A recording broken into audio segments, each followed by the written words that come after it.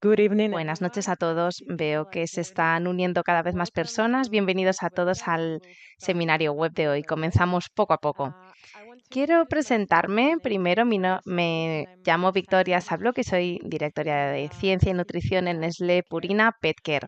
En primer lugar, quería dar las gracias a The Webinar Vet por esta colaboración. Gracias a todos por acompañarnos hoy y un agradecimiento especial a nuestra ponente por dedicar su tiempo a compartir su experiencia con nosotros. Antes de comenzar, unas breves indicaciones. Si tenéis alguna pregunta para nuestra ponente durante la sesión, por favor, escribidla en el cuadro de preguntas y respuestas. Si tenéis cualquier otra pregunta, duda o comentario, no dudéis en utilizar el cuadro del chat. Además, quería informaros de que hoy contamos con interpretación simultánea, por lo tanto podéis elegir uno de los 5 idiomas disponibles, que son italiano, francés, alemán, español y portugués. Solo tienen que hacer clic en el icono del globo terráqueo y elegir el canal con el idioma que prefieran. Esperamos que disfrutéis de la sesión de hoy y sin más preámbulos empezamos. En primer lugar, quiero presentar la marca ProPlan Veterinary Diet, que es la marca que patrocina la sesión de hoy y la marca para la que trabajo. Estoy segura de que la mayoría ya la conocéis esta marca, en la que nuestros expertos nutricionistas y veterinarios se esfuerzan por crear las soluciones nutricionales más avanzadas y eficaces para mascotas con diferentes condiciones de salud. ProPlan Veterinary Diet forma parte de Purina Nestlé y Nestlé Purina es un equipo global que incluye especialistas en nutrición, veterinarios, conductistas, inmunólogos, biólogos, etcétera. Se extiende por los 5 continentes: América del Norte, África del Sur, Europa, Asia y Oceanía. Purina ha sido pionera en la ciencia de la salud en las mascotas, liderando avances que han redefinido la comprensión de la industria sobre la nutrición de las mascotas. También ha publicado más de 500 artículos en revistas científicas y actualmente cuenta con más de 7.000 patentes concedidas y registradas en todo el mundo. Nuestro objetivo final es comprender y mejorar todos los aspectos de la salud y el bienestar general de las mascotas. En relación con el tema de hoy, quería presentaros a nuestra nueva dieta que acaba de salir al mercado el mes pasado. Es posible que ya la podáis encontrar en tiendas de vuestro país y es la nueva gastrointestinal baja en grasas. Esta dieta tiene un contenido reducido en grasas, es una dieta gastrointestinal altamente digestible, también contiene una fuente especial de grasas que incluye triglicéridos de cadena media y tiene inulina añadida como prebiótico para mejorar la salud de la microbiota intestinal de los perros. Esta dieta puede recomendarse en casos de hiperlipidemia, insuficiencia pancreática exocrina, pancreatitis, pérdida de proteínas, enteropatía con pérdida de proteínas, gastritis o vómitos. También os invito a uniros a nuestro Vet Center, donde encontraréis toda la información detallada sobre nuestros productos. Además, encontraréis mucha información, publicaciones científicas, grabaciones de seminarios. Así que espero que disfrutéis mucho este Vet Center, que lo tenemos también disponible en distintos idiomas y en distintos países. Y por último, vamos a presentar a nuestra fantástica ponente de hoy, la doctora Penny Watson. Tras graduarse en Cambridge en 1989, la doctora Penny Watson pasó 4 años trabajando en granjas y en clínicas veterinarias para caballos y pequeños animales antes de regresar a Cambridge para realizar una residencia en medicina de pequeños animales. Pasó 29 años en el Queen's Veterinary School Hospital, donde obtuvo su título del Real Colegio de Veterinarios y del Colegio Europeo de Medicina Interna Veterinaria. Se convirtió en una reconocida especialista en medicina de pequeños animales. En 2016 fue nombrada miembro del RCVS, ahora está jubilada y se ha trasladado a Francia, pero sigue investigando y dando clases en sus áreas de interés: gastroenterología, hepatología y nutrición clínica. Penny es expresidenta de la FVIM, antigua presidenta del comité examinador del diploma de medicina interna de este mismo organismo y antigua secretaria de la Asociación Británica de Veterinaria de Pequeños Animales. Se centra en las enfermedades del hígado y el páncreas en perros y gatos, sobre todo en enfermedades crónicas y fibrosis, y ha publicado muchos artículos en estas áreas. Bienvenida, Penny, y ya te damos la palabra. Muchísimas gracias, Victoria. Voy a empezar compartiendo mi pantalla. Y bueno, espero que todos podáis ver ahora mi presentación.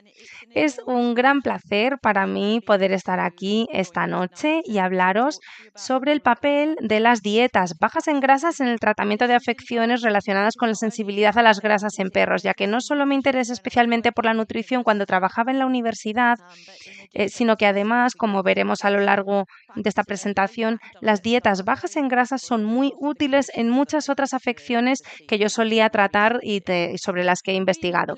Me alegra mucho ver que sois tantos hoy, porque a menudo me encuentro con que la gente en general no está muy interesada en la nutrición, ya que no se cree que pueda ser tan eficaz como una terapia farmacológica en una serie de afecciones. Y bueno, espero que al final de esta presentación os deis cuenta y tengáis un mayor entusiasmo por el tratamiento nutricional de vuestros pacientes.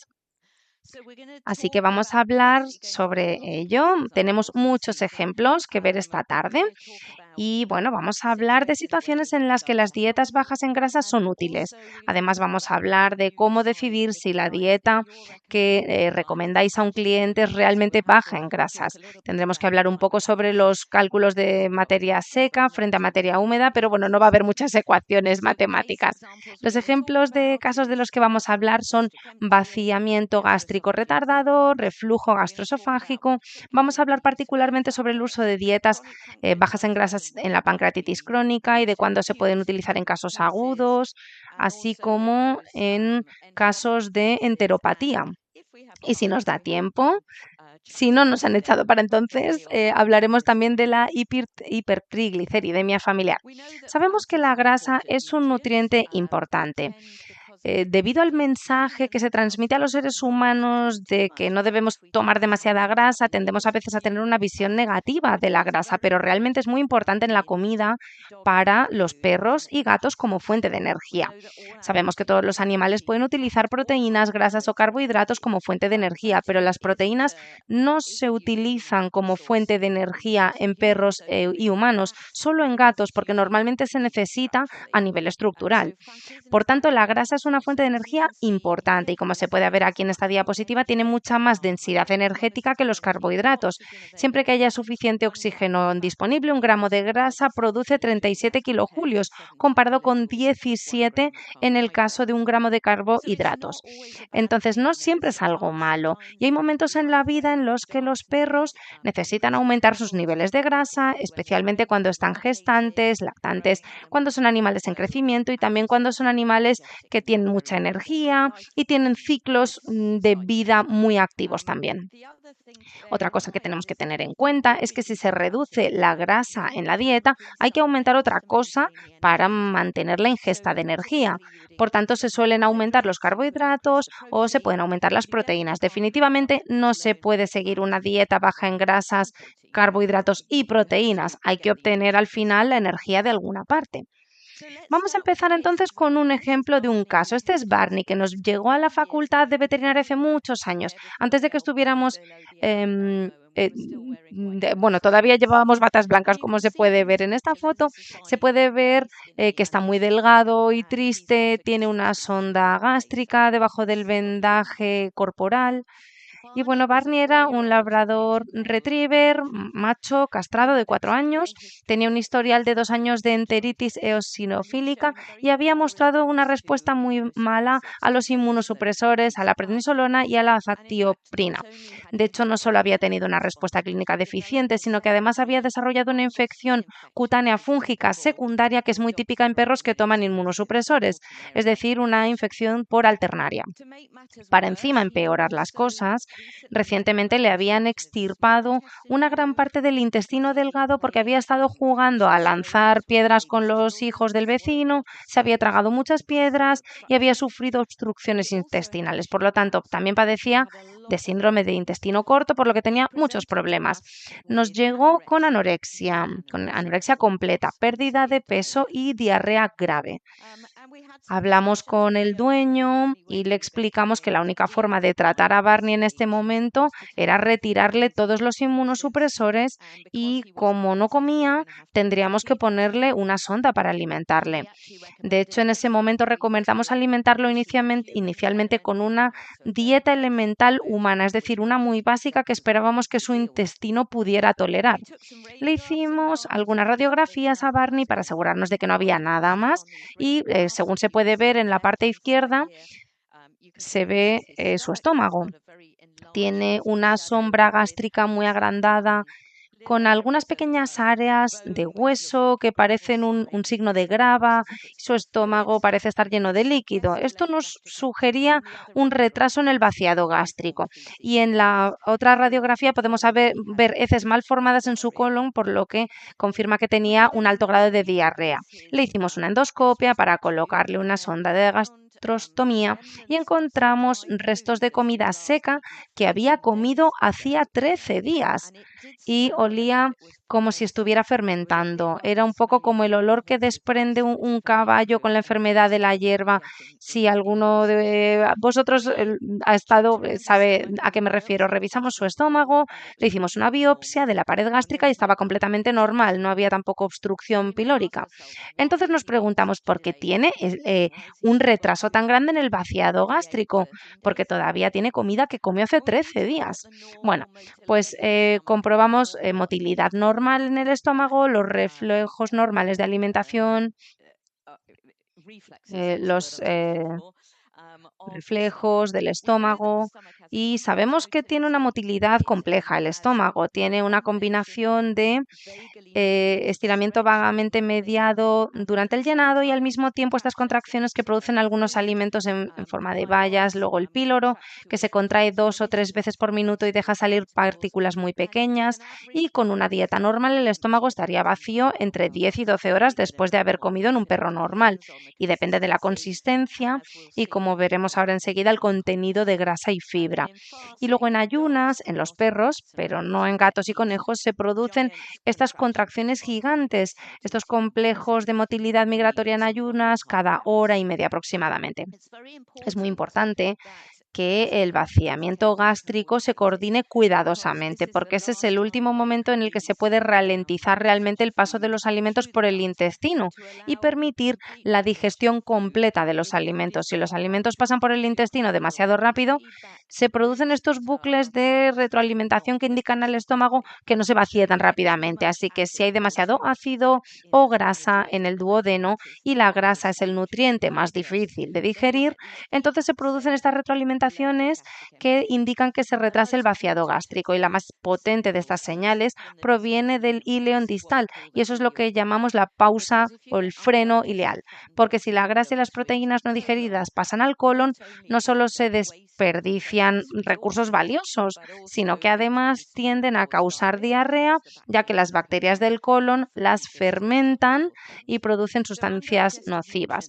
Así que los nutrientes no digeridos, especialmente la grasa que llegan al ileón distal, retrasan el vaciamiento gástrico. Lo que pensábamos que le pasaba a Barney era que tenía una combinación de enfermedad inflamatoria intestinal y un intestino corto, lo que significa que no podía digerir correctamente los alimentos. Tenía mucha grasa y proteínas no digeridas que llegaban a su ileón y tenía esta profunda ruptura o freno ileal. Así que se trataba de un problema de motilidad que provocaba un retraso en el vaciado gástrico. No era solo un problema físico, sino que su estómago simplemente no se vaciaba porque tenía alimentos no digeridos que llegaban al ileón. Es un ejemplo extremo de esto, pero esto se encuentra en muchos otros animales con problemas de malabsorción, casos graves de enfermedad inflamatoria intestinal y especialmente frecuente en gatos. No voy a pediros que votéis porque sería demasiado complicado, pero esta es una pregunta para que reflexionéis. ¿Qué tipo de dieta elegiríais para un perro con este retraso en el vaciado gástrico? ¿Elegiríais una dieta seca baja en grasas, húmeda baja en grasas, seca restringida en proteínas o húmeda restringida en proteínas? Bueno, y esperemos que ahora, después de haber dicho lo que hemos dicho, que tal vez la grasa es lo que más retrasa el vaciado gástrico, entonces yo elegiría sin duda una dieta baja en grasas y elegiría una húmeda o incluso líquida si las cosas están tan mal como en el caso de Barney, porque sabemos que la consistencia de la dieta tiene un gran efecto en el vaciado gástrico. Recordad que el píloro permite el paso de partículas pequeñas de 1 a 2 milímetros de tamaño. Por tanto, una dieta líquida se vaciaría mucho más rápido que una sólida, tal vez una dieta blanda mucho más que una dieta seca. Esto se ha demostrado en perros añadiendo vario a diferentes tipos de dietas y midiendo el tiempo que tarda en salir del estómago. Y lo ideal es que sea poco y a menudo. Como hemos visto, la grasa retrasa el vaciado gástrico, además de tener efectos adicionales de aumentar la secreción de ácido gástrico y reducir el tono del esfínter esofágico, por lo que aumenta el riesgo de reflujo ácido. Hablaremos de ello en un momento cuando hablemos de la esofagitis por reflujo en perros.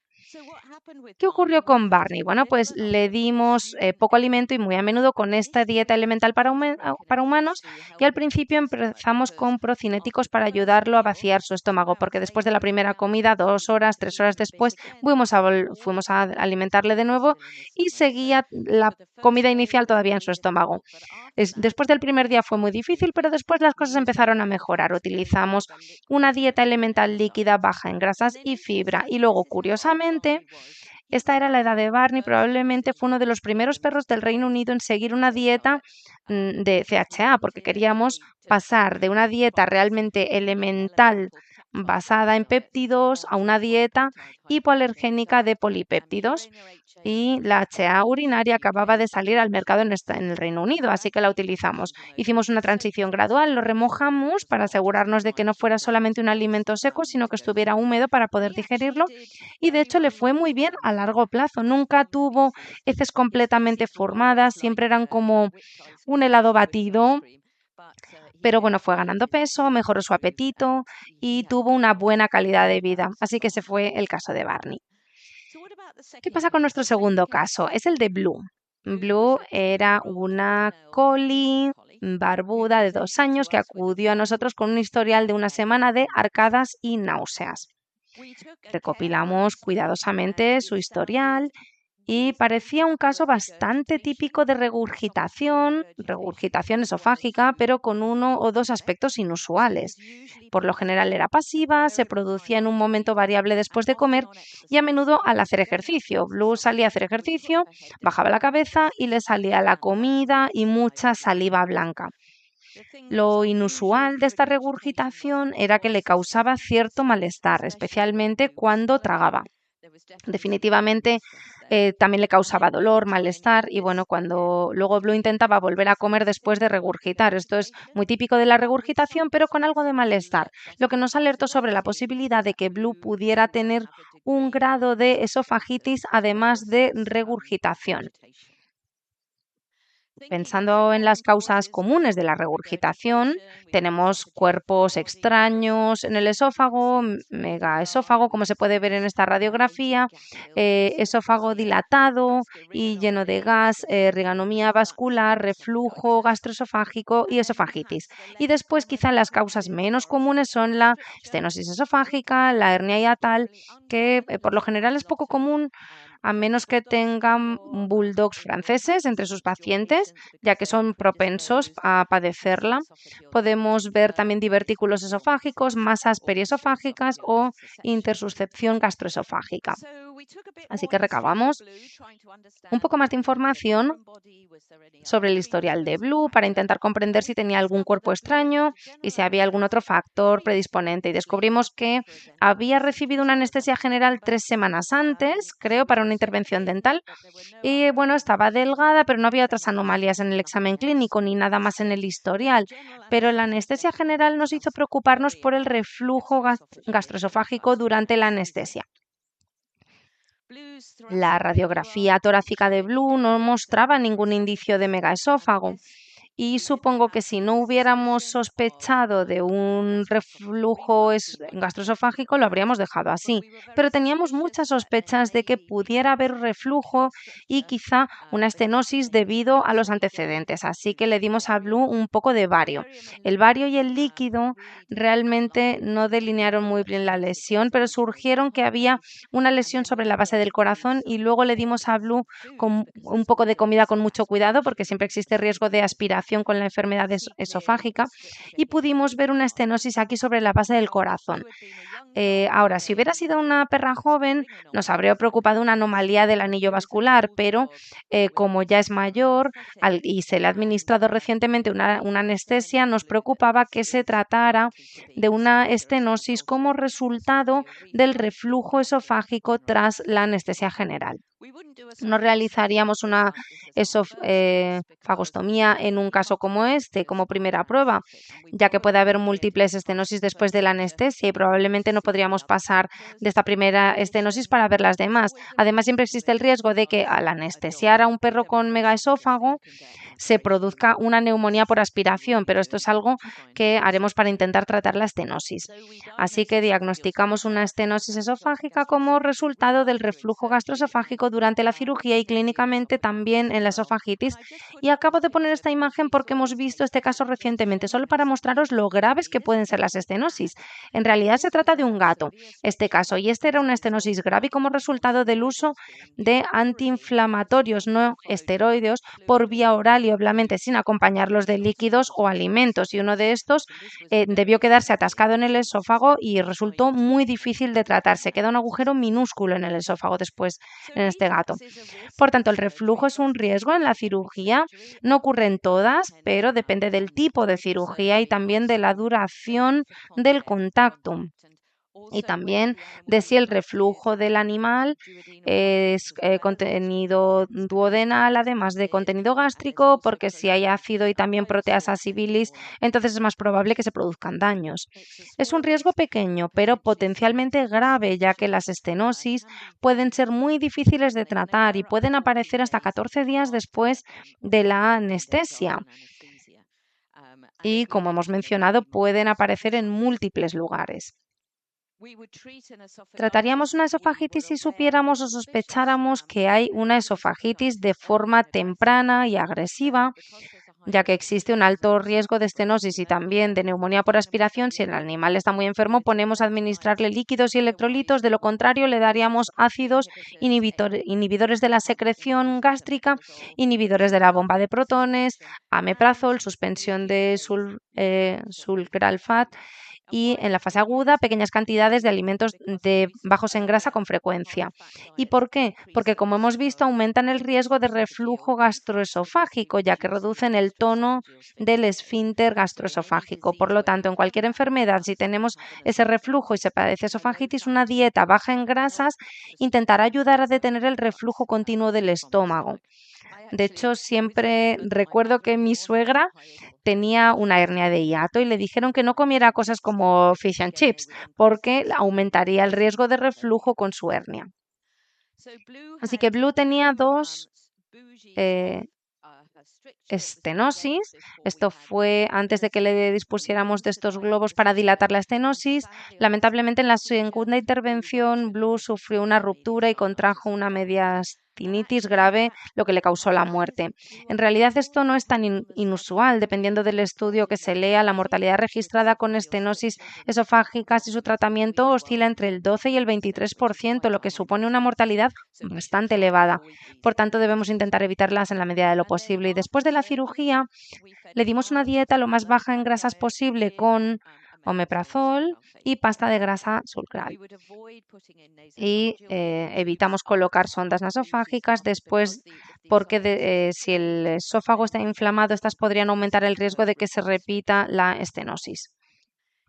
Solo unas palabras sobre los inhibidores de la bomba de protones. Actualmente no están autorizados para perros y gatos. Están autorizados para caballos, y los utilizamos mucho. Son los inhibidores de la secreción ácida más eficaces. Las dosis que utilizamos se encuentran en la parte inferior de esta diapositiva. Son el fármaco de elección para cualquier perro o gato con úlceras sangrantes o reflujo. Estos son realmente los únicos casos en los que los utilizamos. Todavía vemos muchos casos de uso inadecuado de inhibidores de la bomba de protones y existen riesgos de toxicidad. Se puede producir un aumento rebote de la gastrina en el uso a largo plazo, hiperplasia de la mucosa gástrica. Debido a la falta de ácido en el estómago, podemos correr el riesgo de un crecimiento excesivo de bacterias u hongos.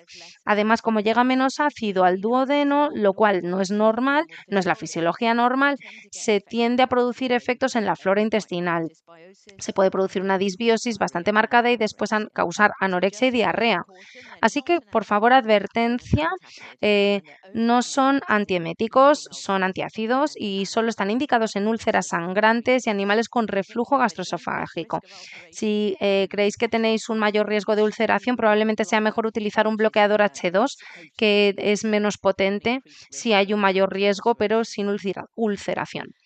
Antes de dejar el tema del reflujo, he mencionado varias veces las hernias hiatales y los alimentos bajos en grasa también están muy indicados para aquellos animales que padecen hernias hiatales adquiridas como resultado de dificultades respiratorias, en particular los perros boas pequeños con boas, debido a que tienen que producir presiones negativas muy grandes en el pecho para poder respirar. Algunos de estos animales llegan a succionar el hiato dentro del estómago hacia el pecho y esto les expone a un riesgo de reflujo gastroesofágico, por lo que las dietas bajas en grasas junto con otros tratamientos marcan una gran diferencia en estos perros.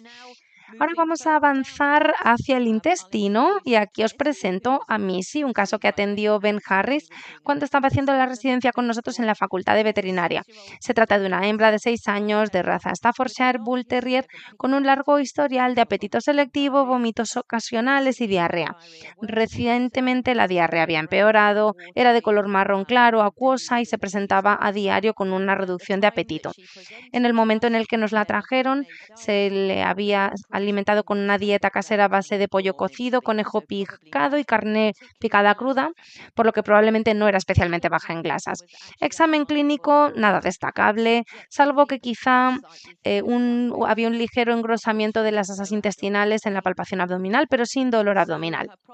Así que su lista de problemas era un largo historial de síntomas gastrointestinales, un empeoramiento reciente de la diarrea y pensamos en distintos diagnósticos diferenciales con una posible causa infecciosa, ya que tenía dieta cruda. Normalmente lo primero que se me ocurre en un perro adulto. Pero cuando siguen dietas crudas, siempre hay que tener en cuenta la posibilidad de algo como salmonela, por ejemplo. Podía ser también enfermedad inflamatoria intestinal, neoplasia o una enfermedad extraintestinal con insuficiencia pancreática o enfermedad hepática o renal. Así que le hicimos algunos análisis de sangre, tomamos muestras fecales, incluyendo para cultivo de salmonela que tuvimos que solicitar específicamente y también unas imágenes. En las muestras de sangre se ve que lo más notable es que tiene un nivel significativamente bajo de albúmina y globulina, por lo que tiene un nivel bajo de proteína total. También tiene bajo nivel de colesterol y esta triada en un perro con diarrea sugiere que puede tener enteropatía con pérdida de proteínas, ya que pierdes linfa en el abdomen y esta llega al intestino y contiene proteínas, colesterol y también linfocitos, por lo que a menudo también se produce linfopenia.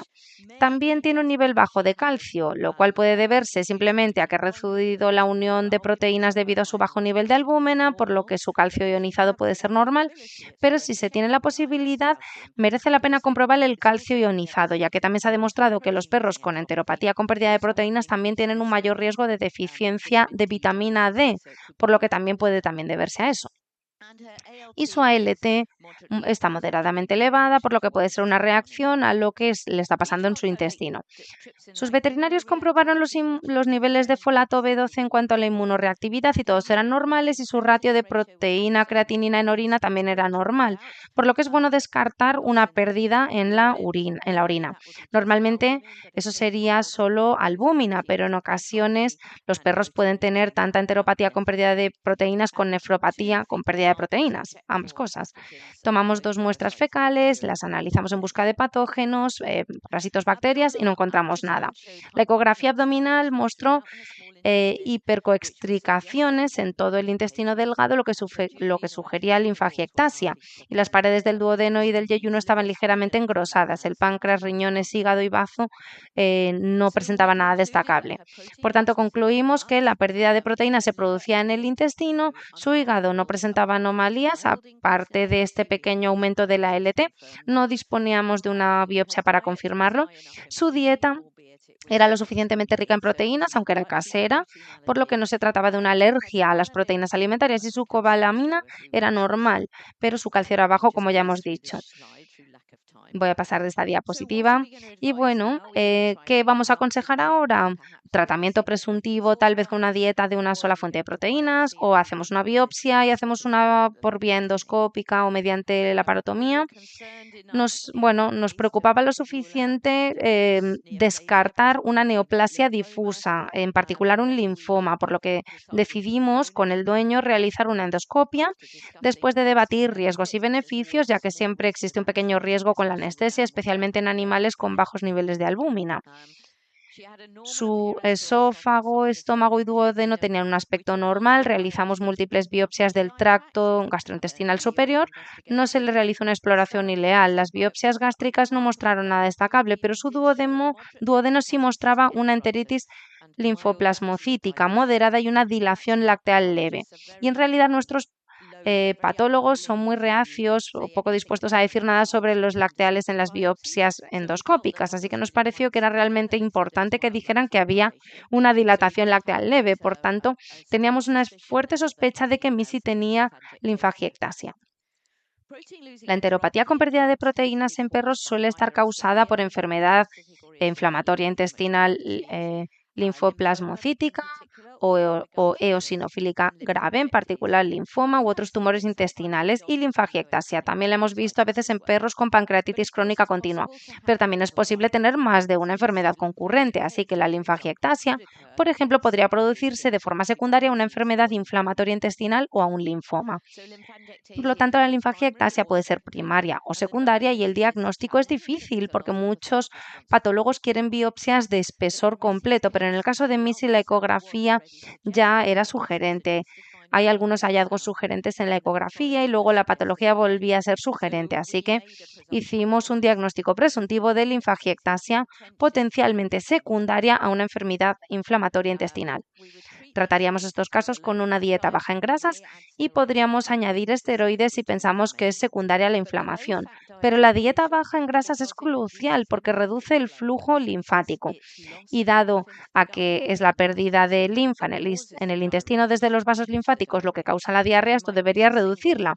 Y podríamos utilizar un antígeno novedoso de proteína única en la enfermedad inflamatoria. Así que en el caso de Missy decidimos seguir una dieta de exclusión y comenzamos con una dieta casera de exclusión con carne de venado y patatas, que en realidad es relativamente baja en grasas, ya que la carne de venado es bastante baja en grasas, así que es buena para poder utilizarla en este caso. Tuvo una notable mejora en el apetito, sus heces volvieron a la normalidad en 2 días, lo cual fue muy espectacular. Sin embargo, a largo plazo los resultados no fueron tan buenos. En revisión, 6 meses después, había vuelto a perder el apetito en los últimos días. En la revisión, sus niveles de albúmina y globulina habían mejorado, así que la dieta había mejorado su estado considerablemente. Su nivel de calcio era ahora normal, lo cual es bueno. Su nivel de urea era ligeramente alto, no estábamos muy seguros de por qué. Y después tenía un SNAP-CPL elevado, lo que sugiere que podía tener pancreatitis concurrente. Os doy todos estos datos porque me gustaría haber terminado donde terminé, pero solo quería que supieran que no le fue muy bien a largo plazo. Solo sobrevivió 6 meses después de que la viéramos. Tuvo una recaída a los 3 meses cuando se comió un pez muerto. Se le había cambiado eficazmente a una dieta nueva, baja en grasas y con proteínas. Tuvo un deterioro gradual después de ese primer episodio de diarrea sanguinolenta y tuvo una bajada de proteínas de nuevo, comenzamos a administrarle inmunosupresores, pero tuvo una hemorragia gastrointestinal aguda y murió 3 meses después. Y me temo que no puedo decir por qué, porque no se le realizó una autopsia. Incluso en la práctica de derivación, algunos de estos casos son muy frustrantes. No sabemos si fue porque tuvo una enfermedad inflamatoria intestinal muy grave, quizá pancreatitis concurrente que realmente causó ese último episodio tan grave, o quizá había un linfoma de células pequeñas en el íleo que no habíamos diagnosticado y que estaba causando esa pérdida de proteínas. Y si no la hubiéramos tratado de forma ideal para eso, pues, bueno, no supimos qué le pasó. A mí sí.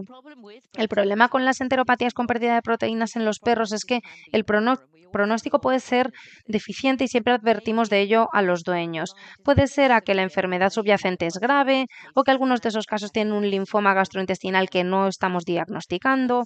También el bajo nivel de proteínas en sí mismo, que tiene problemas secundarios, pueden causar edema pulmonar, edema cerebral y potencialmente, en ocasiones, creo que nuestros inmunosupresores también pueden provocar ulceración, lo que puede incluso empeorar las cosas. Por ejemplo, en este estudio realizado por el Royal Veterinary College sobre la mortalidad hospitalaria de perros con enteropatía con pérdida de proteínas, casos por supuesto graves que vienen derivados de al centro de referencia, la mortalidad fue del 21,5%, que es realmente muy alta. Lo que sí que sabemos es que las dietas bajas en grasas marcan una diferencia real en estos perros y pueden ser una monoterapia eficaz en algunos casos, como lo fue en este. Por eso os mostré el caso de Missy, porque funcionó muy bien en ella. Después, claro, algo le causó este deterioro tan rápido, pero inicialmente, solamente con la dieta baja en grasas, sin inmunosupresores, sus proteínas se normalizaron. Por lo tanto, sí que sabemos que esto puede funcionar especialmente en animales con linfagiectasia. Es posible que hayáis oído hablar de las dietas ultra bajas en grasas y de su uso en perros con enteropatía con pérdida de proteínas. Estas pueden funcionar aún mejor en estos perros, pero las dietas ultra bajas en grasas no son dietas fabricadas, solo las elaboran nutricionistas veterinarios cualificados y debido a su bajo contenido en grasas deben estar formuladas con muchísimo cuidado, porque existe el peligro con este tipo de dietas que el animal pueda tener deficiencia de vitaminas liposolubles. Y bueno, si os interesa, podéis leer este artículo de la revista Veterinary Internal Medicine. Aquí se trataba perros que fueron derivados porque tenían enteropatía con pérdida de proteínas y no respondían a dietas normales fabricadas. Y en algunos de estos casos, someterlos a una dieta ultra baja en grasas realmente marcó la diferencia para ellos. ¿Y qué entendemos por ultra baja en grasas? Bueno, mientras que una dieta baja en grasas puede tener entre 17 y 30 gramos de grasa por cada 1000 kilocalorías, una ultra baja tendría menos de 17 gramos por cada 1000 kilocalorías. Y esto nos lleva a debatir qué entendemos por una dieta baja en grasas. Esto es muy importante antes de que os entre el sueño al final de la sesión.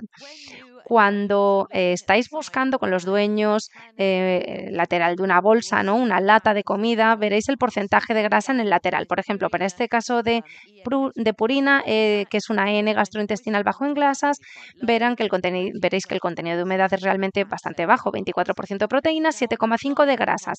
Ahora bien, una dieta seca con un 51% de carbohidratos, podemos fijarnos en el contenido de grasa, que es el contenido de materia seca de esta dieta. Esto nos da una estimación realista y siempre aconsejo a los dueños que si buscáis dietas bajas en grasa, que elijáis algo que tenga menos del 10% de materia grasa. Esto encajaría muy bien con esta dieta baja en grasa. Sin embargo, hay algunos problemas y unos de ellos vienen en las comidas enlatadas. Si miramos en el lateral de esta, y esta no es una EN baja en grasa, sino simplemente EN gastrointestinal. Si miramos los ingredientes de esta dieta, el contenido de humedad es del 72,5% y el contenido de grasa 4,9%. Los dueños lo ven y dicen, bueno, pero esto es menos del 10%, por lo tanto, esto debe ser una dieta baja en grasas. Y tú dices, bueno, pues no, no lo es, porque en realidad el 27,5% de esa dieta es agua. Así que hay que quitar ese agua antes de calcular el contenido de grasa, porque en realidad los nutrientes que toma el perro son nutrientes en materia seca, no el agua. Por lo tanto, hay que calcular el contenido de grasa de la materia seca, y la materia seca, si es de 100, quitamos la humedad, que es 27,5%, y entonces la grasa es el contenido graso de eso. Así que 4,9 dividido por 27,5 multiplicado por 100, y puede que tengáis que pensar en este cálculo. A mí no se me da muy bien las matemáticas, pero esto es lo que tiene sentido. Así que el contenido real de grasa es de 17,5%. Y volviendo a la diapositiva anterior, otra cosa que nos puede confundir es que solo podemos comparar dietas por materias secas si tienen el mismo contenido calórico, porque los perros comen para satisfacer sus necesidades calóricas diarias, no por el volumen de la comida. Y la mayoría de las dietas de mantenimiento tienen el mismo contenido calórico. Así que está bien, puedes comparar los cálculos de materia seca en el supermercado y para la mayoría de dietas de mantenimiento, pero hay que tener cuidado con las que se comercializan para perder peso porque tienen un contenido calórico más bajo. Pueden parecer bajas en grasa si se hace el cálculo de la materia seca, pero si se compara realmente la cantidad de calorías que el perro va a comer cada día, entonces no son bajas en grasas. Por eso, si lo hacemos correctamente, no es fácil hacerlo solo mirando la etiqueta, pero si podemos consultar el libro, podemos comparar el número de gramos por cada 1000 kilocalorías en lugar de la materia seca. Sin embargo, debo decir que en la vida real, en vuestras clínicas, lo que hará es estos cálculos de materia grasa. Solo tened cuidado con no pensar que las dietas bajas en calorías para perder peso son bajas en grasas, porque no necesariamente lo son. Así que bueno, ya estamos terminando, nos queda un poco más, tenemos 2 casos más, así que quizá tenga que acortar un poco el último caso, pero bueno, vamos a ver el caso de Tommy. Tommy, porque no puedo terminar sin hablar de la pancreatitis. Tommy tiene aquí una flecha. Este es un cachorro, nos llegó cuando era adulto y su dueña le tenía un cariño increíble, ella adoraba a sus cavaliers. Tommy nos llegó cuando, no vino cuando era un cachorro, sino cuando tenía 11 años, un Cavalier King Charles Spaniel, macho castrado. Y en realidad vino a nosotros en busca de asesoramiento sobre su tratamiento, ya que le habían diagnosticado pancreatitis recurrente o crónica, que es muy común en esta raza. Además, también padecía insuficiencia renal concurrente, y en realidad el consejo era que debemos darle de comer a este perro una dieta baja en grasas por su insuficiencia renal crónica, por su pancreatitis crónica, o deberíamos darle una dieta baja en fosfatos por su insuficiencia renal crónica.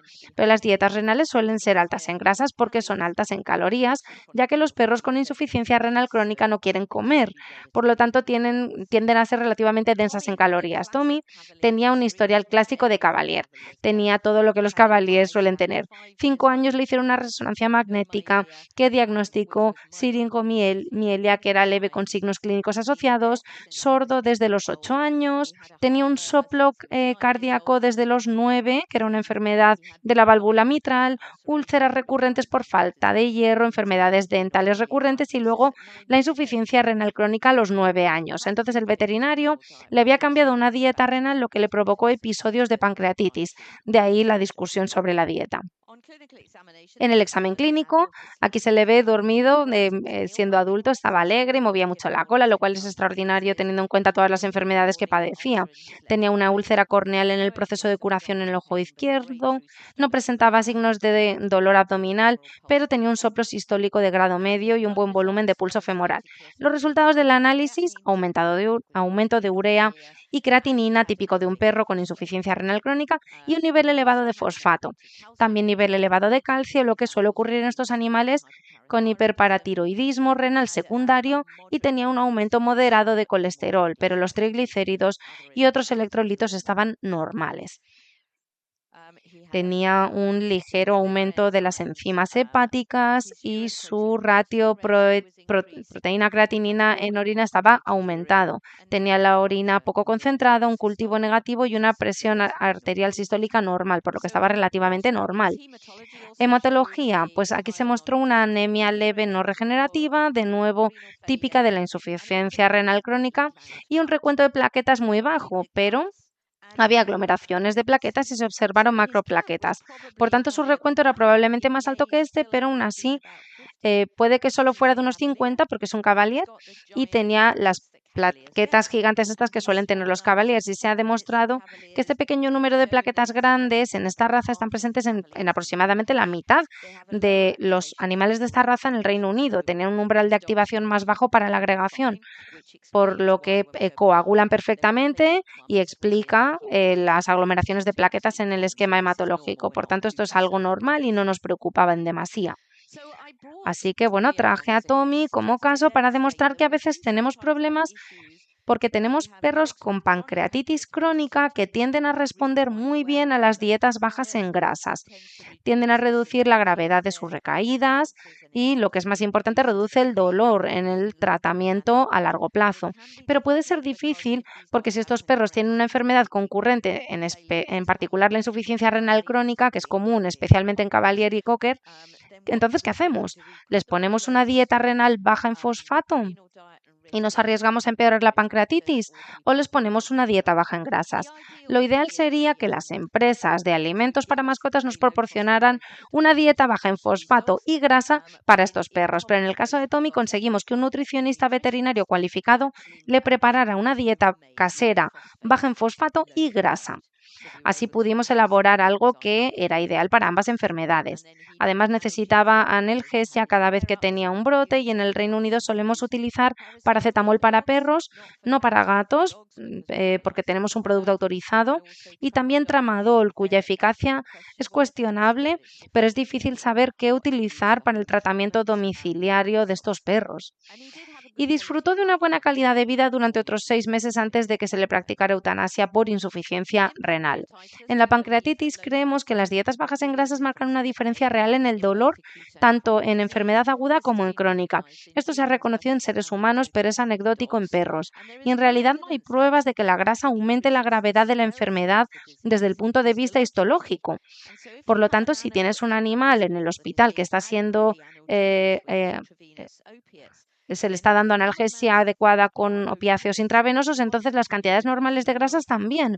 Así que si lo deseas, puedes utilizar dietas con niveles normales de grasa en tus casos de cuidados intensivos, especialmente estas dietas líquidas, aunque a menudo seguimos utilizando las líquidas con menos grasa que estaban disponibles para los perros. Y en un perro que ha tenido un único episodio de pancreatitis aguda, que quizá ha sido provocado por una indiscreción alimentaria, podríamos alimentarlo con una dieta baja en grasas mientras se recupera, pero no necesariamente mantenerla a largo plazo, mientras que en los casos crónicos sí la mantendríamos a largo plazo. El dueño fue muy amable y nos permitió realizar la autopsia a Tommy, y aquí pudimos confirmar siringomielia y su enfermedad de la válvula mitral. Tenía glomerulonefritis proliferativa membranosa, fibrosis intersticial en los riñones, solo presentaba un cambio normal por envejecimiento en el hígado, hiperplasia nodular, pero sí tenía signos bastante evidentes de fibrosis pancreatítica y pancreatitis crónica, que es un hallazgo clásico en los Cavalier. Esta es una tinción tricrómica de Masson a la derecha de un manual de Cavalier King Charles con pancreatitis crónica grave en fase terminal, y el verde es fibrosis y el rojo es el tejido pancreatítico restante, que es en realidad grasa en el páncreas también. Demostramos que los Cavalier tienen una alta prevalencia de enfermedades pancreáticas y renales concurrentes en la autopsia, y publicamos un artículo que lo demuestra en varios perros, pero vamos a ir avanzando por cuestiones de tiempo. Así que los Cavalier, al menos en el Reino Unido, tienen un riesgo relativamente alto de pancreatitis crónica, y solemos subestimar la prevalencia. Suelen ser muy buenos ocultando sus signos clínicos, y a menudo no se sabe si es la siringomielia o el páncreas lo que causa el dolor. Y dado que se trata de una enfermedad en gran parte fibrótica, la ecografía transcutánea tiene una sensibilidad bastante baja en estos perros. Pero de nuevo, solo algo para tener en cuenta: si tenéis algún paciente manual con diabetes o insuficiencia pancreática exocrina, es muy probable que tengan pancreatitis crónica subyacente. Incluso si no habéis podido demostrarlo con un análisis de sangre o potencialmente con ecografías, seguid intentando, seguid midiendo la lipasa pancreática durante los episodios y con suerte saldrá un positivo. Ahora por fin el tiempo se acaba, así que no voy a hablarles de este caso que tengo. Creo que no da tiempo. Es un Schnauzer miniatura con hipertrigliceridemia, pero vamos directamente aquí a la descripción de la enfermedad, porque si no nos vamos a pasar del tiempo. Bueno, tuve un caso encantador de hipertrigliceridemia familiar en un schnauzer miniatura. Cuando empecé a trabajar en Cambridge, no solíamos ver estos casos en el Reino Unido. Todavía recuerdo al primer perro que llegó con esta enfermedad. Era muy común en Estados Unidos, pero ahora se da en todo el mundo. Parece que se han utilizado muchos perros iguales para la cría y ahora también lo vemos en schnauzers miniatura en el Reino Unido. También se ha informado en casos de otras razas, especialmente en Briards y Collies de pelo largo en el Reino Unido y Bélgica, y también en perros pastores en Shetland, Estados Unidos y Japón, y se puede observar en otras razas de perros y cruces, al igual que en seres humanos. Se trata de una interacción entre los genes y el entorno. Por lo tanto, estos perros tienen un retraso en la eliminación de los triglicéridos de la sangre después de las comidas. En términos generales, cuando son jóvenes, como su hígado que elimina estos triglicéridos es joven y sano, son muy buenos eliminando triglicéridos y no se nota. A medida que envejecen, esta anomalía se hace más evidente porque el hígado envejece y es más eficaz en la eliminación de los triglicéridos. Es un poco como los hígados viejos que son menos eficaces en la eliminación de alcohol, pues los hígados de los perros viejos son menos eficaces eliminando triglicéridos. En algunos estudios, cuando estos perros, Schnauzer miniatura, superan 9 años de edad, el 75% de ellos, al menos en Estados Unidos, muestran signos de esta afección, lo que supone un número bastante elevado. Por lo tanto, hay que tener muy en cuenta esto en el caso de Schnauzers miniatura. La grasa suele emulsionarse mediante ácidos biliares en el intestino delgado, se digiere mediante lipasa y a continuación estos agregados de kilomicrones de proteínas, triglicéridos y colesterol se absorben en los vasos linfáticos desde allí al torrente sanguíneo. La lipoproteína lipasa endotelial libera estos triglicéridos en los tejidos, especialmente en el tejido muscular y adiposo, y el colesterol se transporta al hígado. Como he dicho, estos perros tienen un retraso en la eliminación de triglicéridos y la gravedad de los efectos depende un poco de otros factores.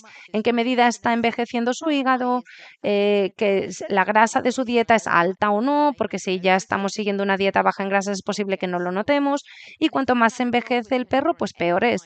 Si tienes un perro con una enfermedad endocrina concurrente, en particular hipotiroidismo, que también causa hipertrigliceridemia, entonces también se manifestará a una edad más temprana. Sabemos que es genético porque hay un alto riesgo de ciertas razas, pero los estudios de genes candidatos no han encontrado hasta ahora la causa y es probablemente una enfermedad genética genética poligenética. Lo que solemos observar en los casos de triglicéridos altos es esta combinación de enfermedades. Ya hemos mencionado estos factores desencadenantes. Se suelen observar episodios de pancreatitis aguda, se produce una hepatopatía vacuolar y hay predisposición a la mucosil de la vesícula biliar. Por tanto, lo habitual es observar un aumento de la fosfatasa alcalina y la ALT en sangre y después aparecer signos de pancreatitis recurrente. A mí que me interesa el páncreas y el hígado, pues las enfermedades relacionadas con el envejecimiento, esto sin duda es la enfermedad ideal en estos perros. Lo tratamos con una dieta baja en grasas, identificando y tratando las enfermedades concurrentes. Si el perro tiene hipotiroidismo, estupendo, esto nos da algo que podemos tratar y le daríamos suplementos de tiroides y una dieta baja en grasas. Y eso puede ser todo lo que tenemos que hacer, porque si se pueden tratar las otras enfermedades predisponentes de este perro, puede que sea todo lo que hace falta hacer. Sin embargo, si no se controlan los triglicéridos y siguen apareciendo signos clínicos, en particular de pancreatitis recurrente, que es muy dolorosa, entonces se debe considerar la terapia farmacológica. Al principio puede utilizar ácidos grasos omega 3 y si no funcionan por sí solos, entonces un fibrato, y en ocasiones estos perros necesitan dietas muy bajas en grasas, pero en realidad no es muy frecuente. Normalmente todo lo que necesitamos, de hecho, en la mayoría de los casos que he tratado es una dieta baja en grasas y ácidos grasos omega 3. Y entonces os preguntaréis por qué utilizaríamos ácidos grasos omega 3. Bueno, pues este es un estudio que demostró que una dieta baja en grasa será eficaz para reducir los triglicéridos y el colesterol en schnauzers miniatura afectados. Y aquí hay otro más reciente que demuestra que los suplementos de ácidos grasos omega 3 ayudan. Los ácidos grasos omega 3 estimulan la lipasa sensible a las hormonas que provoca la absorción de grasa en los tejidos. Por eso los omega 3 son realmente útiles. Más recientemente, se ha demostrado que el fenfibrato, que se utiliza en humanos con hipertrigliceridemia, es eficaz en perros, pero no está autorizado para su uso en perros y realmente no hay necesidad de utilizarlo si los otros métodos funcionan bien en estos animales. Por lo tanto, estos perros son un ejemplo clásico de animales en los que hay una interacción entre la raza, el entorno, que a menudo es la dieta, y la edad del perro. Bueno, creo que he conseguido terminar unos 5 o 6 minutos antes de lo previsto, saltándome algunas diapositivas. Voy a dejar de compartir mi pantalla y no sé si hay ahora alguna pregunta en el chat, pero creo que como ya hemos dicho antes, si tenéis preguntas y las ponéis en el chat y no tenemos tiempo para responderlas, pues estaré encantada de responderlas después del seminario. Gracias. Muchas gracias, Penny. Gracias también por terminar a tiempo. Pero no te preocupes porque no tenemos muchas preguntas, solo tenemos dos. Una de ellas ya ha sido respondida, según veo, y está relacionada con las dietas ultra bajas en grasas fabricadas. Puedo leer el caso. Estoy en Estados Unidos, tengo un paciente canino diagnosticado con enteropatía con pérdida de proteínas. No respondía a su tratamiento, incluido el Purin AHA. Le cambié a una dieta casera ultra baja en grasas y respondió muy bien. Entonces se le curó la diarrea y el derrame peritoneal y poco a poco le fui cambiando a Purina EN cuando se descompensó y desarrolló derrame peritoneal y diarrea profusa. Rápidamente le volví a cambiar a la dieta casera ultra baja en grasas y mejoró. Si hay alguna dieta comercial ultra baja en grasas que podría funcionar. Sí, a ver, que yo sepa no, y creo que parece que tu perro necesita esa dieta ultra baja en grasas. Siempre que te parezca bien, que sea equilibrada, creo que en especial la vitamina D y después las demás vitaminas liposolubles tendrían que estar equilibradas en ese perro. Incluso podría valer la pena comprobar su calcio ionizado de vez en cuando, pero siempre que te parezca bien y que esta dieta haya sido cuidadosamente equilibrada por nutricionistas, parece que eso es lo que vas a tener que darle de comer al perro. Son casos realmente difíciles y que, bueno, son complicados en estos perros con enteropatía, con pérdida de proteínas. Así que, bueno, yo no conozco ninguno, no sé si tú, Victoria. No, por desgracia no, porque en Estados Unidos tenemos una gama un poco diferente, pero seguimos teniendo la N baja en grasas, que tiene aproximadamente 2 gramos por cada 100 kilocalorías de grasa, pero aún así puede que no se considere como una. Y después este artículo reciente que he visto, el de las dietas ultra bajas en grasas que estaban elaboradas sin duda por un servicio de nutrición. Y yo creo que ese estudio, no lo recuerdo ahora, pero creo que también puede ser de Estados Unidos. Así que esto implica que realmente no hay ninguna disponible a nivel comercial. Veo a alguien que ha preguntado qué suplemento de omega 3 recomendarías para hipertrigliceridemia. Es una muy buena pregunta. En la facultad de veterinaria yo simplemente iba y cogía lo que tuviéramos en la estantería de nuestra farmacia en ese momento, pero creo que en lo que respecta al problema podríamos hablar mucho tiempo sobre nutracéuticas, porque realmente creo en ello y en este caso tenemos pruebas sobre los suplementos de omega 3. Pero hay que asegurarse de adquirir un producto ya que no están sujetos a las mismas normativas legales rigurosas que en el caso de los medicamentos. Entonces hay que asegurarse que proviene de un fabricante de confianza. Por lo tanto, a menudo es bueno adquirirlos de un fabricante de nutracéuticos veterinario de confianza.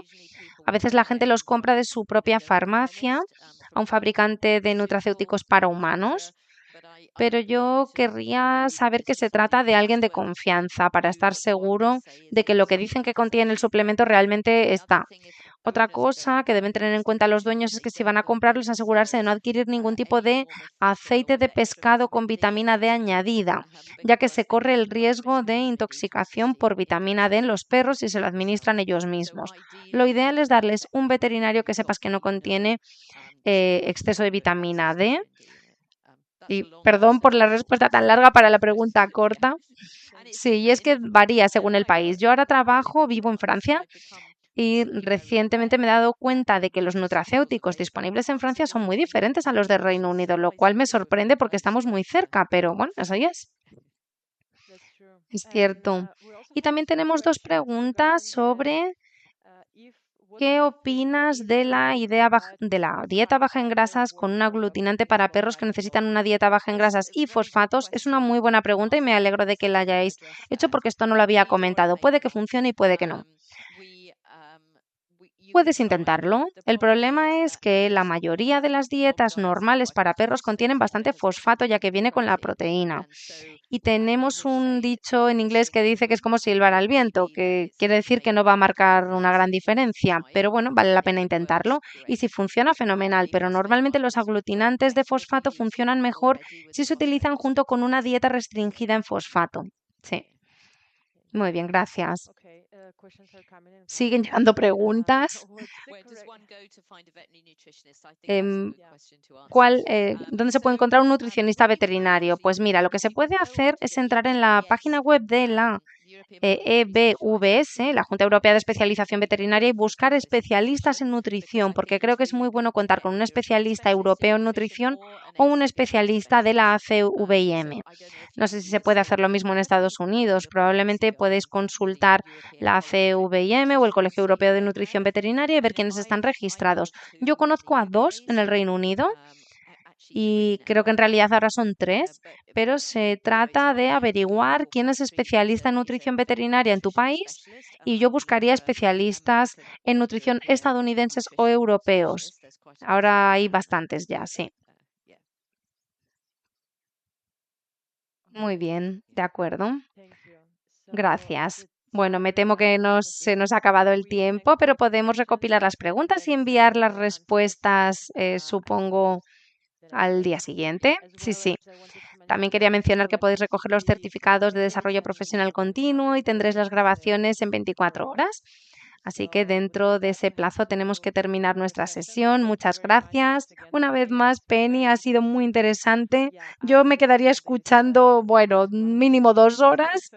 Ha sido de verdad muy interesante. Muchas gracias. Gracias a todos por venir esta noche. Bueno, quizá no de noche para todos, pero de nuevo, muchas gracias a todos. Perfecto, gracias. Adiós.